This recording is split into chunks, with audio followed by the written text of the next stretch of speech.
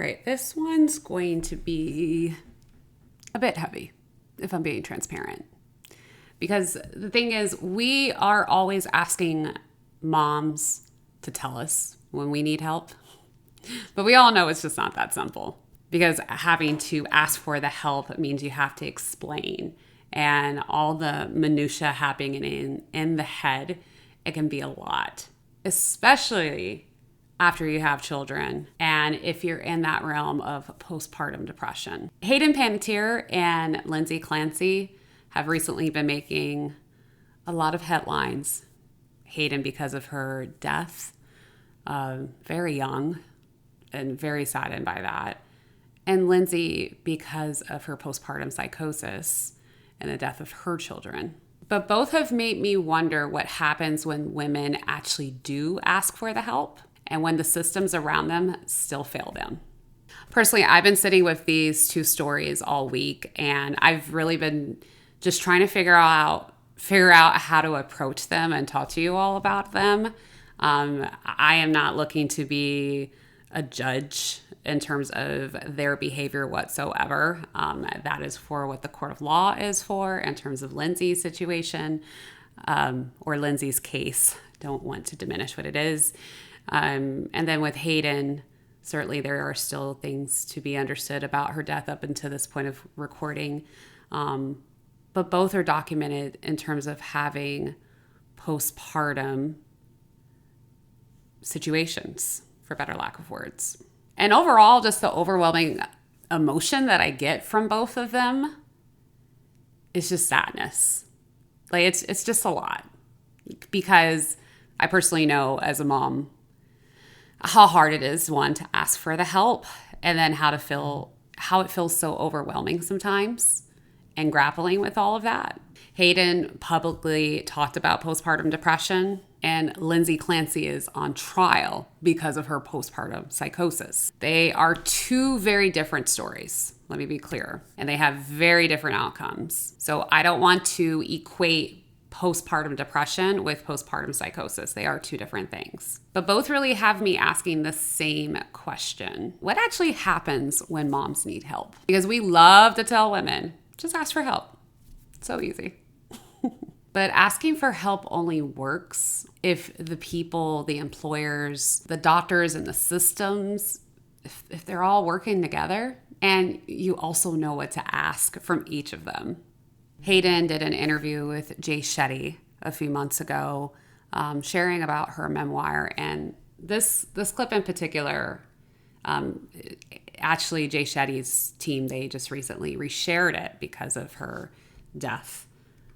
So let's watch it together. This gorgeous, sweet angel child, healthy. I was so lucky and blessed, and I was just a mess, and there was nothing that I could do to fix it properly. And it felt like there was nobody around who understood, because there was so much stigma around it, and because it's so misunderstood. You talk about how when you finally did talk about it, you even lost an endorsement deal. Yep.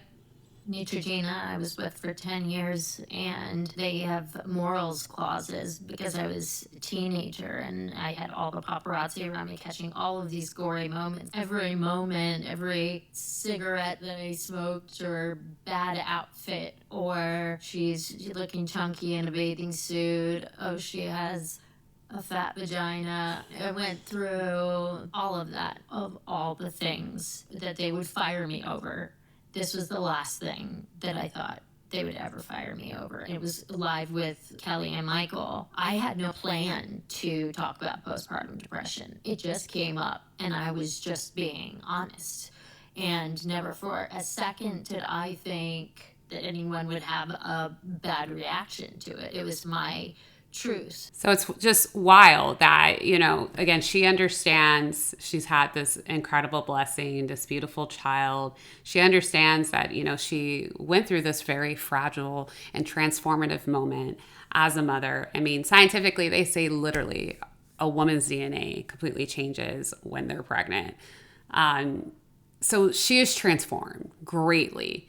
And she talks about how she had a hard time with that. how she struggled with that, which is totally understandable. Let's just be real, okay? And she shares this on national television, just almost casually. And not to get, per se, what's the word that I'm looking for? Not for folks to feel bad. It was just more or less just sharing the realness of it. And she gets in trouble. She gets in trouble for it, But it just goes to show you that you've got Hayden, who is a superstar, who's been an actress for years since she was a child, who has likely achieved a level of financial success, who has access to resources and knowledge that most of us probably can't even wrap our heads around, access to community, access to support. And yet she shares how Neutrogena, after working with her for 10 years, is like, no, we're done, because it's shameful that you shared that you went through this and struggled with it, because you shouldn't have. Like, that's just crazy that your job would judge you for having a hard time with such a transformative thing. It's crazy to me. I got that call that Neutrogena wanted to fire me over that, and my representative at the time said, that's illegal. You can't do that. And I had worked with these people for 10 years, and I remember not hearing a word from anybody. Not a great working with you for 10 years. Hope you're okay. Yeah, hope you're good. We wish you well. And I remember that really breaking my heart. I wouldn't change it for the world. Of all the things that I had been caught doing, that being the thing that was where they drew the line, and it was immoral, was shocking to me. And it made me realize and understand exactly what people thought of women who experience postpartum depression. We're already in pain. One of the worst possible things in the world to happen to a woman is already happening to her. The last thing we need is the icing on the cake, feeling so judged in such a negative way. Yeah, even just listening to that, just it brings me to tears, because I just know the pressure of, hell, when you go back to work after having a baby, with your first one, and probably every time, I can't speak on it from the standpoint of having multiples, but probably for every single child, hell, when you even drop your kid back off at school, you feel this level of anxiousness, that you have removed yourself from your child's life, and, that mom guilt is real. And then you amplify that with whatever other factors that are happening to you psychologically, from a hormonal, from a physical, from a mental standpoint. And again, a fact that your job is going to question you about this, to judge you for this, to penalize you for this, is just wild to me. And unfortunately reinforces that, okay, yeah, I asked for help, but am I going to get in trouble for asking for help? Am I going to be judged for asking for help? Am I going to be penalized for saying I'm struggling through this? It's just wise. It's just wild to me. It's incredibly wild. And it just goes to show you, no matter who you are, you're not immune to the judgment at all. So then there's also Lindsay Clancy. And if you're not familiar with the Lindsay Clancy case, it's a lot. I want to be very careful here, because there are 3 children that are dead, and their lives very much matter. And ultimately, this should have never, ever gotten to this point. And I'm also, again, not going to sit here and say that Lindsay is legally responsible for what happened. That is what the trial is determining. Because again, postpartum depression and postpartum psychosis are not the same conditions. And however, there are some parallel things that we should discuss. I want you to first listen to this. You said, I think she was begging for help, right? She was. Did you attend any of those meetings with her therapists or doctors? No. So you don't know what she told the providers, right? I don't know. And you don't know what kind of help she asked for other than medication, do you? No. And do you know whether there was any other options offered to her other than McLean, like a partial hospitalization program or intensive outpatient? Were you aware of those options? Yeah. And do you know if she went? She went to Women and Infants. So that's the one day where Pat dropped her off and went skiing and then came back, right? I believe so. She asked you about options that were available to Lindsay, correct? Yes. You mentioned one of them was that she could go to the Women and Infants program in Rhode Island that specializes in perinatal and postpartum, right? Yes. You know that she went there, right? Correct. You know she was turned away because she was over-medicated, right? Yes. You also know that they gave her numbers to call suicide hotlines, right? Yes. She called twice, not once, but twice, and again was turned away. Isn't that right? Yes. So as you can see from that clip, which was Lindsay's mother-in-law, her ex-mother-in-law, her husband and have since divorced. But Lindsay went to a specialized infant and women's program for help. And this testimony, as you can see here, shares that she was turned away because she was already over-medicated. So she was already getting help and she's trying to get more help. She was given suicide hotline phone numbers. And the testimony says that she called twice and she was again turned away. I mean, that is really the part that I just can't get past. All of that, honestly, like it is documented that this woman sought help multiple times. Because what else are we always telling women to do? We're telling them to seek help, to seek treatment. Call somebody.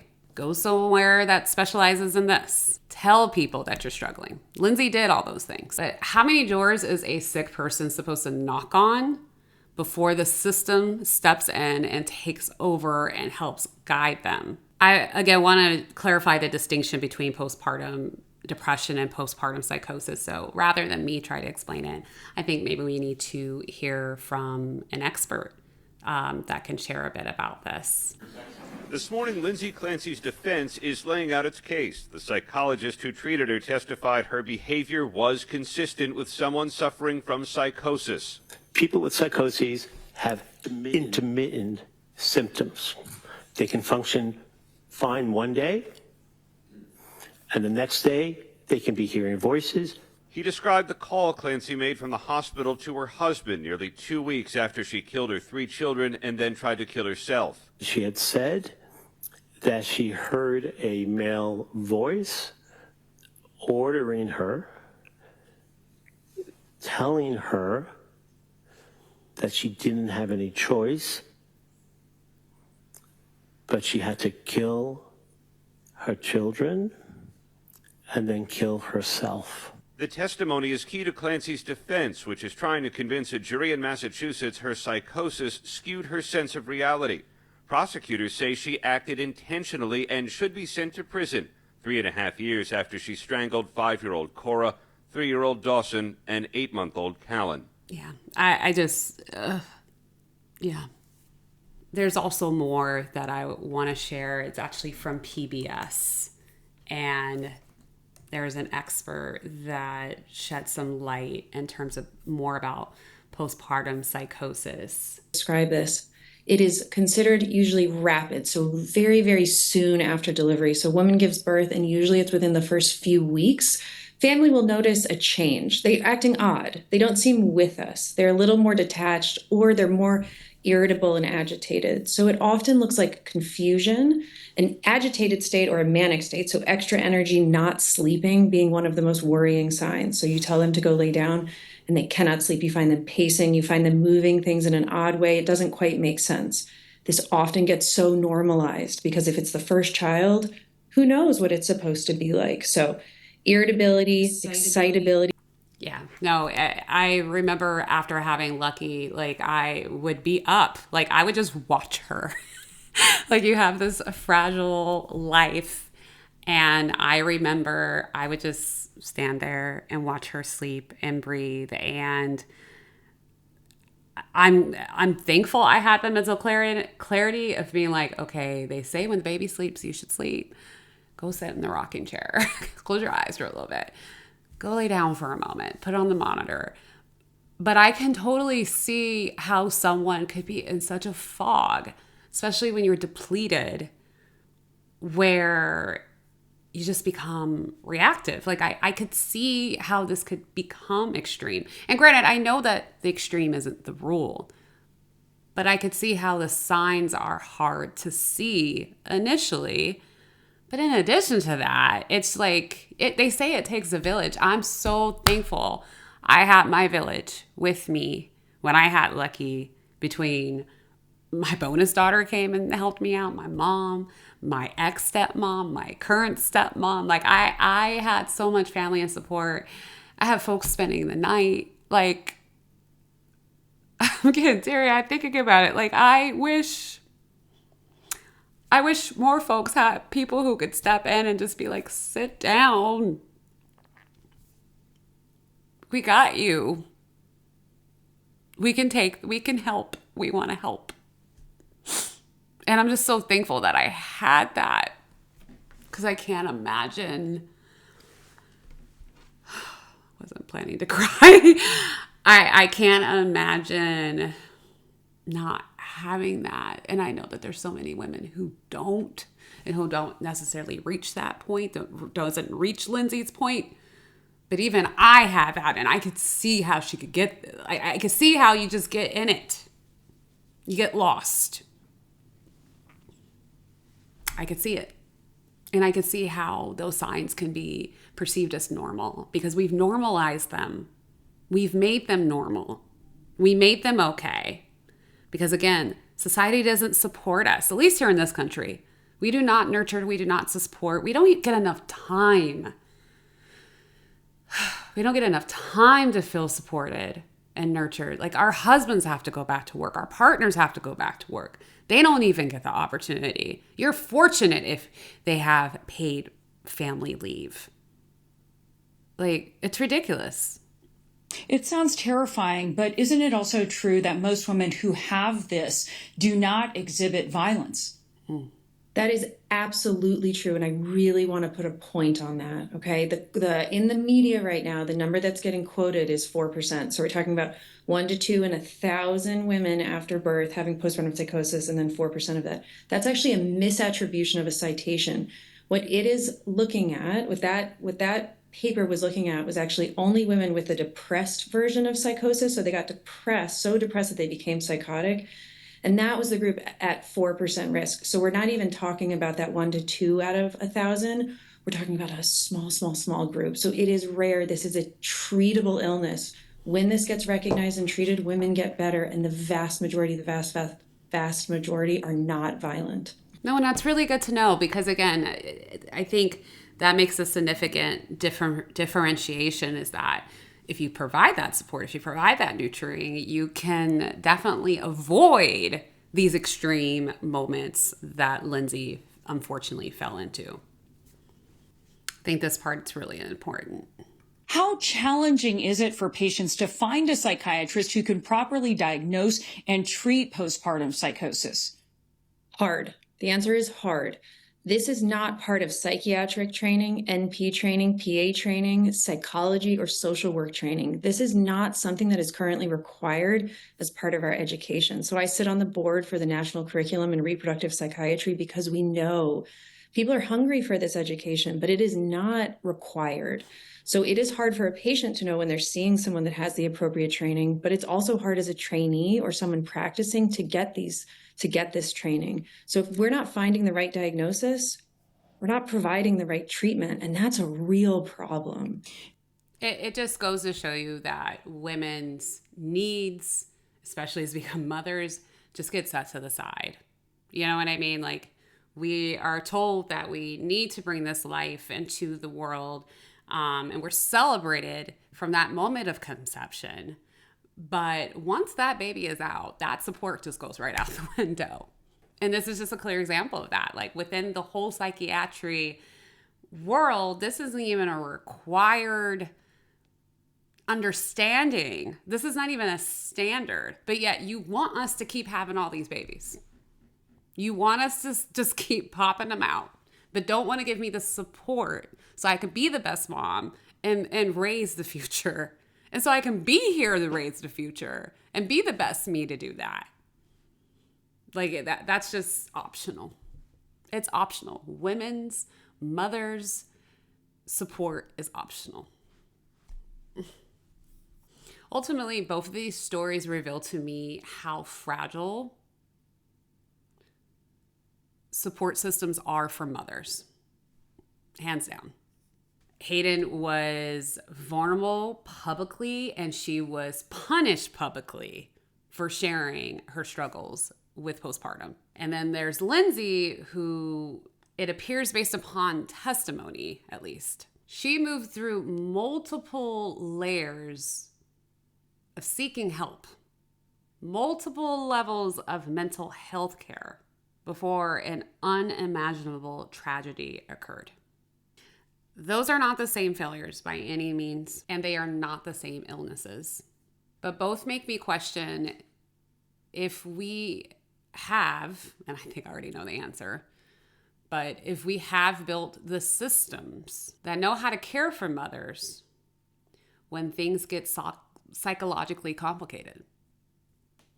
I mean, I think we can see it from the evidence that we're still lacking a lot. As the numbers have shown and as shared, most mothers will never experience postpartum psychosis. And many won't experience postpartum depression either. But almost every mother that I know understands what it's like to reach max capacity. The lack of sleep, the mental load, the working, the laundry, the appointments, remembering the appointments, remembering what everyone needs, being the person who's expected to know what everyone needs. Just that alone. Maternal mental health isn't a conversation we should be having after someone has a mental break or when something horribly goes wrong. I just keep thinking often about how we tell women to tell somebody to speak up, to just ask for help. Just ask for help. Just let me know. And I definitely want women to keep doing that. And I want people to keep saying they're willing to help, okay? It's not to say I don't want the help. Let me be very clear. But maybe the next part of the conversation might need to be, are we ready to hear them? To actually hear them when they need the help? Because asking for help cannot be where our responsibility for mothers just ends. It can't just stop at the question. This was a heavy one. I wasn't expecting this. I honestly wasn't even thinking about posting this, but let me know if this was helpful for you, if you got something from this. Maybe I'll do more conversations like this. And I would love to continue the conversation in the comments. Please do. Please share. Let's connect. Let's amplify one another. Let's support one another in the comments, please. And yeah, I'll see you next time.